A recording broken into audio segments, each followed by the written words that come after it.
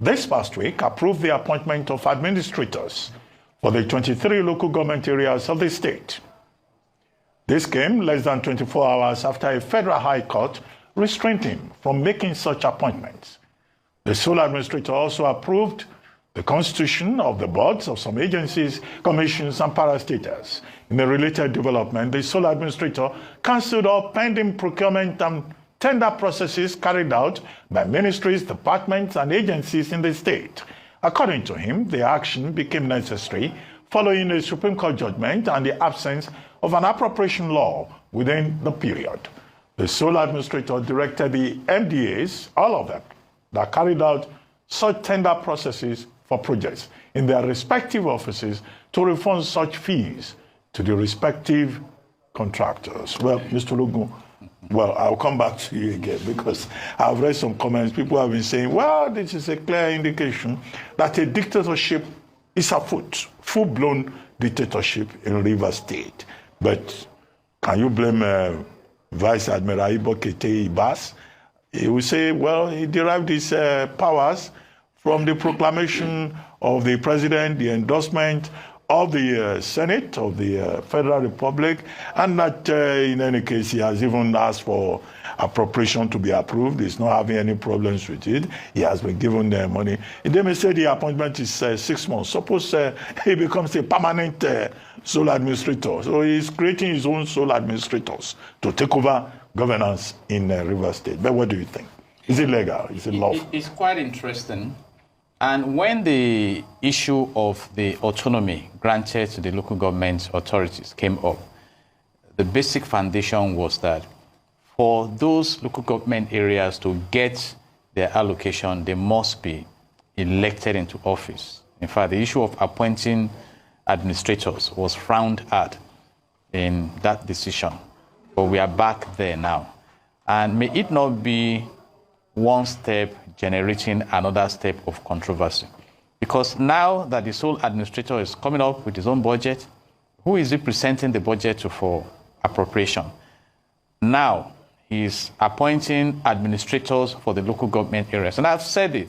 I hope that when this is over, there won't be a series of legal interventions and the interpretations of these actions. And again, a court gave a directive that he has chosen to ignore and move ahead. And according to him, because I followed this issue keenly, he said that he went to some local government areas and realized that to carry out the mandate given to him under the state of emergency proclamation, he needed the grassroots governance support. You know, he's now warning them on transparency, on accountability, and dedicated service to the people. So how do you assure that? And that's why those who are scared that this matter may linger on beyond 6 months may need to be more scared. And a lot of restructuring have been going on. But by and large, bringing out the thoughts of someone who said that he hoped that the Rivers people are now learning, because some of us are still of the opinion that if the appropriate stakeholders in Rivers State have risen up to the battle between WIKE and FUBARA, perhaps that state will not be where it is right now. So there are a lot of issues that must be interpreted at the end of the day. And I have said it personally that I hope that at the end of the day it won't be like, oh, treasury is empty. Because someone came out boldly to say when FUBARA was leaving, he left about 200 billion naira. So Rivers State, I hope that the elder statesmen in the state will reinforce their engagement to ensure that the impasse right now in that state is quickly resolved to restore full democracy in a situation where the members of the House of Assembly and the executive and all of them will be relayed in a synergy to promote the interests of the citizens. And finally, I hope the interests of the citizens are really on the table in all this drama. Prof. What would the stakeholders in Rivers have done? I'm so sad for Rivers, what is happening there. It's a well-planned thing, and it's so disheartening. What Rivers is doing is to remove FUBARA's men and put WIKE's men. It's as simple as that. We said this long ago, that there is a process, and from one step to the other, beginning with the Supreme Court.